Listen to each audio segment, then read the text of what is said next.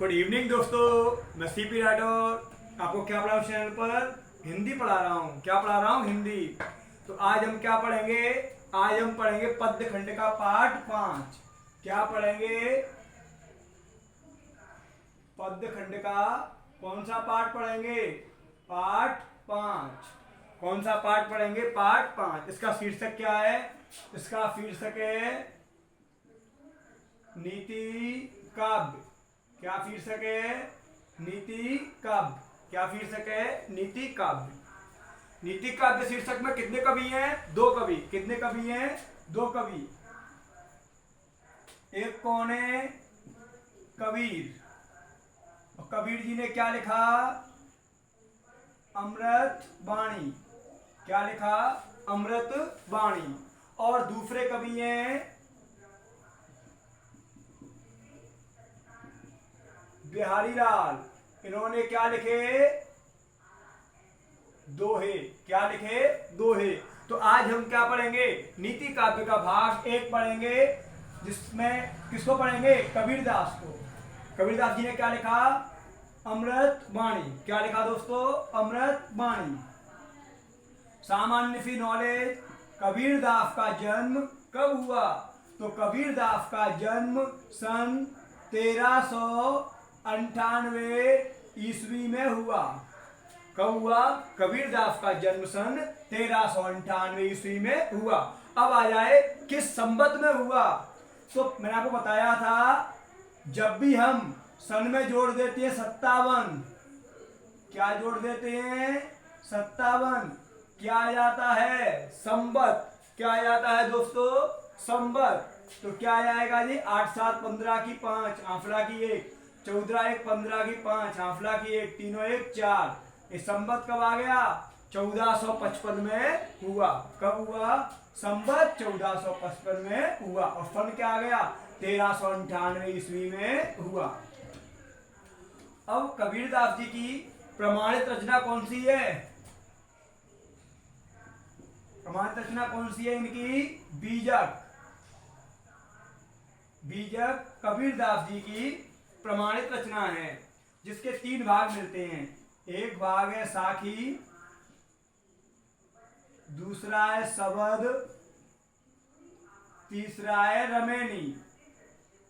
अब प्रश्न आएगा, साखी शबद रमेनी किसके संग्रह हैं? बीजक के संग्रह हैं। साखी शबद रमेनी किसके भाग हैं? बीजक के भाग हैं। थोड़ा सा बता दूं मैं आपको, महात्मा कबीरदास जी का जन्म सन 1398 ईस्वी को एक विधवा महिला के गर्भ से हुआ। उस विधवा महिला ने क्या कर दिया? इन्हें तालाब के किनारे छोड़ दिया। ये मिले किसको मिले दोस्तों? ये मिले नीरू को। नीरू और निमा ये जुल्हा जाति से थे। इन्होंने पाल पोस के कबीर को बड़ा किया। लेकिन महात्मा कबीर जैसे ही बड़े हुए तो वह क्या देखते हैं कि समाज में जाति प्रथा बहुत ज्यादा विद्यमान है।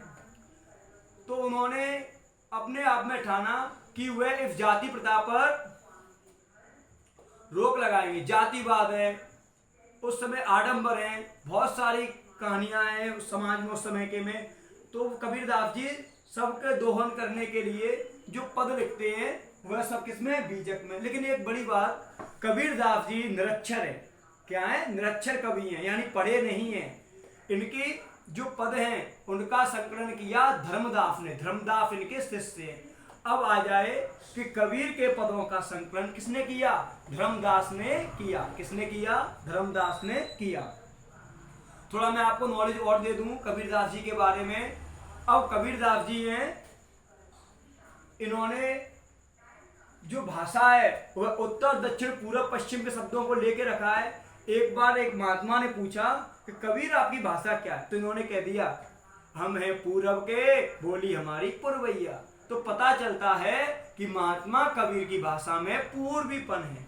अब आ जाए किसकी भाषा में पूर्वीपन है? महात्मा कबीर की भाषा में पूर्वीपन है। आचार्य रामचंद्र शुक्ल जी ने अपनी पुस्तक हिंदी साहित्य के इतिहास में क्या लिखा? कि कबीर की भाषा पंचमेल खिचड़ी है।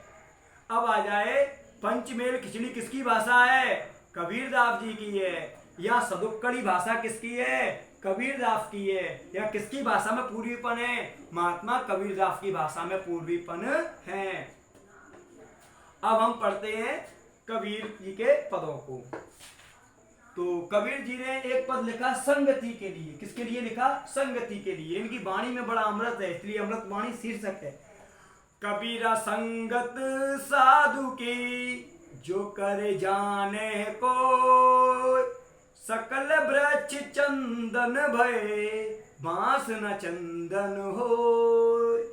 महात्मा कबीरदास जी कह रहे हैं कि जो महापुरुष साधु की संगति का अर्थ समझते हैं वह सज्जनता को स्वयं ही प्राप्त हो जाते हैं, या सज्जन पुरुष ही साधु पंतों की संगति के महत्व को समझते हैं और जीवन को सफल बना लेते हैं। जिस प्रकार चंदन का एक वृक्ष पूरे वन में सुगंध भर देता है, उसी प्रकार साधु संगति क्या करती है? मनुष्य के जीवन को सफल कर देती है। लेकिन बांस इसका अर्थ नहीं समझता, इसलिए वो गंध रहित हो जाता है। महात्मा कबीरदास जी कह रहे हैं, कबीर को संग ना कीजिए, पाथर जल ना तिराय, कदली सीप भुजंग मुख, एक बूंद तिर भाई। कबीरदास जी कह रहे हैं कि आप कभी भी कुसंग संगति मत करो। कुसंग का विलोम आ जाए होता है सुसंग। कबीरदास जी कह रहे हैं कुफंग संगति मत करो। ये संगति आपको सतमार्ग से हटाकर या सुमार्ग से हटाकर कुमार्ग की ओर ले आएगी। जब स्वाति नक्षत्र की बूंद गिरती है, केले पर कपूर बन जाती है, फसंग या सीप में मिलकर मोती बन जाती है, और यही बूंद जब सर्प के मुंह में गिरती है तो विष बन जाती है। जिस प्रकार पत्थर जल पर नहीं तैर सकता, उसी प्रकार कुफंग संगति मनुष्य फल फूल नहीं सकता। तो ये संगति के लिए अगला उन्होंने लिखा उपदेश। उपदेश दिया उन्होंने। उपदेश क्या दिया? दे धरे का गुण यही, दे दे कछु दे, बौरी ना दे पाइए, अब की दे सुधे। कबीरदास जी कह रहे हैं, हमने दे मानव रूपी काया बड़े सौभाग्य से प्राप्त की है, इसके मर्म को समझो, इसके द्वारा सत्कार्यों को करो। क्या पता अगली बार आपको ये देह प्राप्त हुई कि नहीं। इससे अच्छी देह इस संसार में किसी भी जीव की नहीं है। आगे वो कह रहे हैं, जो जल बाड़े नाव में, घर में बाड़े दाम, दो हाथों से उलीचियो, यही सयानों काम।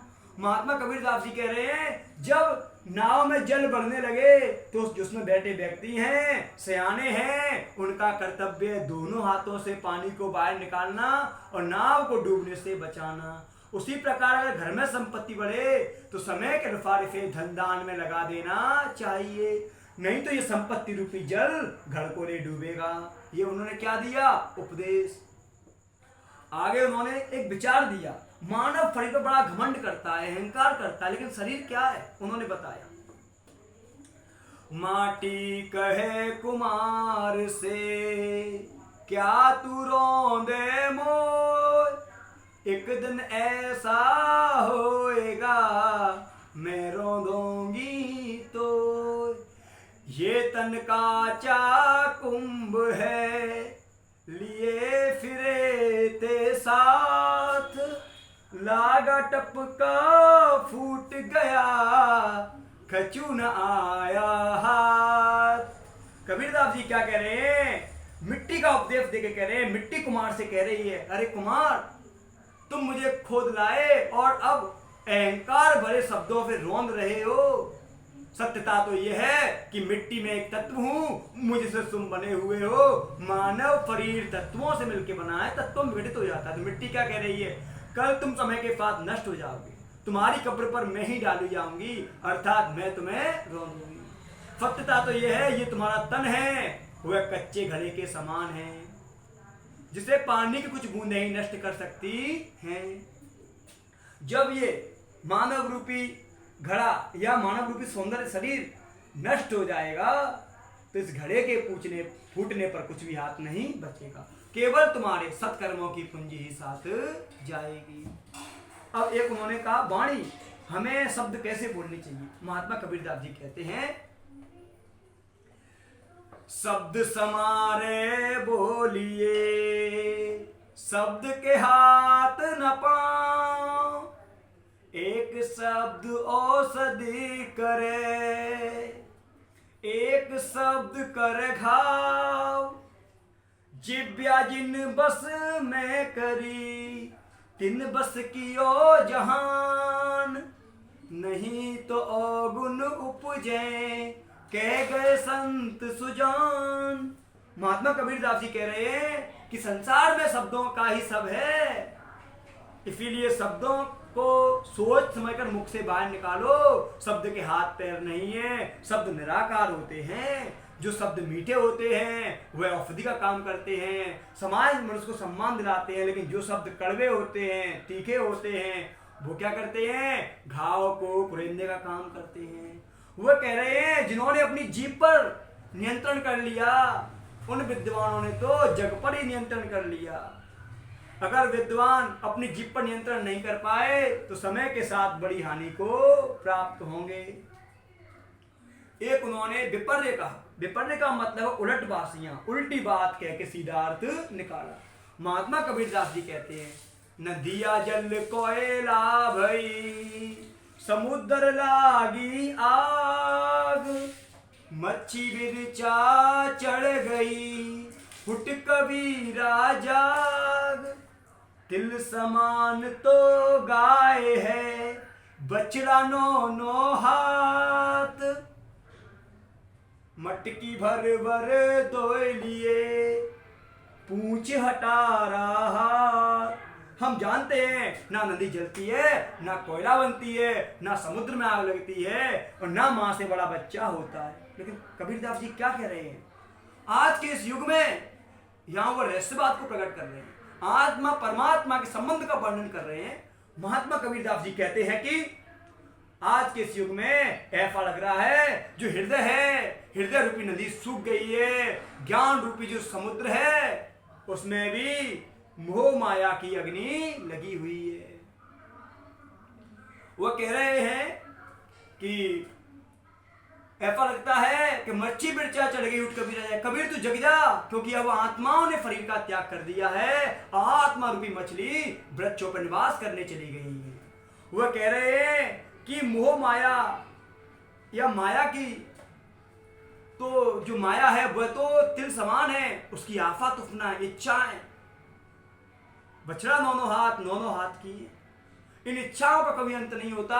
समय के साथ मटकी भर भर के यानी आशाएं भी समय के साथ बढ़ती ही जाती हैं। अब हमने क्या पढ़े, महात्मा कबीरदास जी के सब पदों को पढ़ा।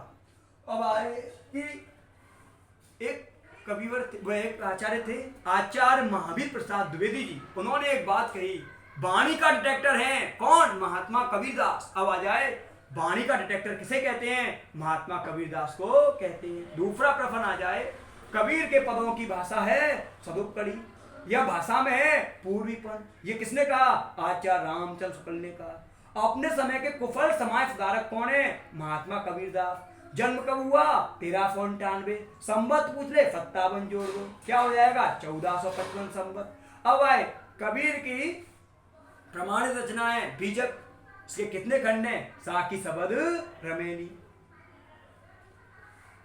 कबीर एक निरक्षर कवि हैं, संत हैं। इनके पद किसने संकलित किए, इनके शिष्य धर्मदास ने। अब पढ़ते हैं कुछ अति लघुत्तरी प्रश्न। कबीर ने किसकी संगति करने के लिए कहा है, तो महात्मा कबीरदास जी ने साधु अर्थात सज्जनों की संगति करने के लिए कहा है। वो कहते हैं कबीरा संगत साधु की, जो कर जाने सोए। अर्थात महात्मा कबीरदास जी साधु पुरुष या सज्जनों की संगति करने के लिए कहते हैं। दूसरा प्रश्न आ जाए कि नाव में पानी भरने पर सियानों का क्या कर्तव्य है, तो उत्तर क्या होगा, नाव में पानी भरने पर सियानों का कर्तव्य दोनों हाथों से पानी को उलीचना और नाव को डूबने से बचाना। उसी प्रकार अगर संपत्ति रूपी जल घर में बढ़ने लगे तो समय के साथ उसे दान कर देना चाहिए। अगला प्रश्न है बहुत बढ़िया, 2 नंबर का आ जाता है। कबीर के अनुसार शरीर रूपी घड़े की क्या विशेषता है? तो महात्मा कबीरदास जी के अनुसार ये शरीर नश्वर है, ये कच्चे घड़े के समान है। सामान्य भी चोट भी फिर नष्ट कर सकती है। जब ये नष्ट होगा तो हमारे हाथों कुछ भी नहीं बचेगा, केवल हमारे सत्कर्मों की पूंजी ही साथ जाएगी। हाँ दोस्तों, तो मैं सीपी राइटर को क्या पढ़ा रहा हूँ? इस चैनल पर हिंदी पढ़ा रहा हूँ, पूरा पद्यखंड पढ़ाऊंगा, गद्य खंड पढ़ाऊंगा, व्याकरण पढ़ाऊंगा। आपको 100 नंबर तक ले जाएगा ये सीपी राइटर। बस आपको क्या करना है, क्या करना है दोस्तों? चैनल को सब्सक्राइब करना है, वीडियो को लाइक करना है, और आपको क्या करना है? वीडियो को शेयर भी करना है। क्या करना है? शेयर। हाँ, और उत्तरों की पीडीएफ, प्रश्न उत्तरों की पीडीएफ साथ ही साथ चल रही है। डिस्क्रिप्शन बॉक्स में क्या दिया है मैंने? डिस्क्रिप्शन में ही पीडीएफ का लिंक दिया है। लिंक पर डाउनलोड करो, लिंक पर क्लिक करो और पीडीएफ डाउनलोड करो। अपने आप को बना लो 100 नंबर के काबिल। हिंदी में 100 नंबर आएंगे, इस बात की गारंटी सीपी राइटर है ना। इसलिए आपको क्या करना है? चैनल को सब्सक्राइब, वीडियो को लाइक। आगे पढ़ते हैं। लघुत्तरी प्रश्न, मिट्टी कुमार को क्या सीख देती है? तो मिट्टी कुमार को सीख देते हुए कह रही है कि तुम इस नश्वर शरीर से मुझे रोंद कर प्रसन्न हो रहे हो। सत्यता तो यह है कि कल तुम मृत्यु को प्राप्त हो जाओगे, तब तुम्हारी कब्र पर मैं ही डालूंगी। अर्थात समय के साथ तुम नष्ट हो जाओगे, मैं यथावत हमेशा रहूंगी। इसीलिए मेरे द्वारा प्रदान किए गए शरीर पर घमंड या अहंकार मत करो। अगला प्रश्न है, कबीर ने शब्द की क्या महिमा बताई है? तो महात्मा कबीरदास जी कहते हैं कि शब्द, उन्होंने कहा था शब्द समारे बोलिए, शब्द के हाथ न पाओ, एक शब्द औषधि करे, एक शब्द करेगा। महात्मा कबीरदास जी कह रहे हैं कि शब्द निराकार हैं, शब्द ही सम्मान दिलाने वाले होते हैं। इसीलिए मनुष्य को शब्दों को सोच समझकर मुख से बाहर निकालना चाहिए। एक शब्द तो औषधि का काम करता है, या जो शब्द मीठे होते हैं वे औषधि का काम करते हैं, जो शब्द तीखे कड़वे होते हैं वह घाव को कुरेदने का काम करते हैं। अगला प्रश्न आ जाए। अब आए दीर्घ उत्तरी प्रश्न, बहुत बढ़िया प्रश्न है। कबीरदास जी ने कुसंग के दुष्प्रभाव को किन उदाहरणों से व्यक्त किया है? तो महात्मा कबीरदास जी कहते हैं कि कुसंग संगति का प्रभाव मनुष्य पर विपरीत ही पड़ता है। जिस प्रकार पत्थर जल पर नहीं तैर सकता, उसी प्रकार कुसंग संगति में मनुष्य फल फूल नहीं सकता। जब स्वाति नक्षत्र की बूंद सत्संग में गिरती है या शीत में गिरती है तो मोती बन जाती है। यही बूंद जब केले पर गिरती है कपूर बन जाती है, और यही बूंद जब कुसंग अर्थात सर्प के मुंह में गिरती है तो विष बन जाती है। अर्थात कुसंग संगति का प्रभाव विपरीत ही पड़ता है। अगला आ जाए, देहधारी होने के कौन कौन से गुण हैं? तो कबीरदास जी ने क्या कहा था? दे धरे का गुण यही, दे दे कछुए दे। तो देहधारी होने के कौन कौन से गुण हैं? महात्मा कबीरदास जी कहते हैं कि मानव रूपी देह बड़े ही सौभाग्य से प्राप्त हुई है। इसीलिए हमें इस देह के द्वारा परोपकारी कार्यों को करना चाहिए। समय का सदुपयोग करते हुए हमें सत्कर्मों को करना चाहिए, क्योंकि सत्कर्म की पूंजी ही साथ जाएगी। अगला प्रश्न आ जाए कि नदिया जल कोयला भई, समुद्र लागिया, मर्ची बिरचा चढ़ गई, हुट कबीरा जाए। पंक्ति कहाँ पे ली गई है? तो कबीरदास की उलटबासियों से ली गई है। यह पंक्ति का अर्थ है, तो हम जानते हैं कि ना तो नदी में आग लगती है ना समुद्र में, लेकिन कबीरदास जी क्या कह रहे हैं? आज मानव की हृदय रूपी नदी सूख गई है, कोयला बन गई है। जो ज्ञान रूपी समुद्र है उसमें भी मोह माया की अग्नि लगी हुई है। इसलिए महात्मा कबीरदास जी कह रहे हैं कि ऐसा लग रहा है जैसे आज आत्माएं ने शरीर का त्याग कर दिया और वृक्षों पर पहुंच गई हो। इसलिए व्यक्ति मोह माया के जाल में जकड़ा हुआ है। तो ये पंक्ति क्या प्रकट कर रही है? रहस्यवाद को प्रकट कर रही है। अब एक बुआ जाए तो हमने इसमें क्या पढ़ा? ऑब्जेक्टिव पढ़े, अतिलघु उत्तरी प्रश्न पढ़े, दीर्घ उत्तरी प्रश्न पढ़े। हाँ दोस्तों, आपको कुछ पूछना हो, प्रेफरेंस या कोई उत्तर पूछना हो, ऑब्जेक्टिव पूछना हो, आप क्या कर सकते हो? मेरे लिए कमेंट कर सकते हो। क्या कर सकते हो? कमेंट। हाँ, तो हमने क्या पढ़ा? पद्य खंड का 5, 4 का 8 पूरा पढ़ लिया, अमृत वाणी। कल हम क्या पढ़ेंगे? बिहारी जी के दोहे पढ़ेंगे। गुड इवनिंग, हमेशा खुश रहो।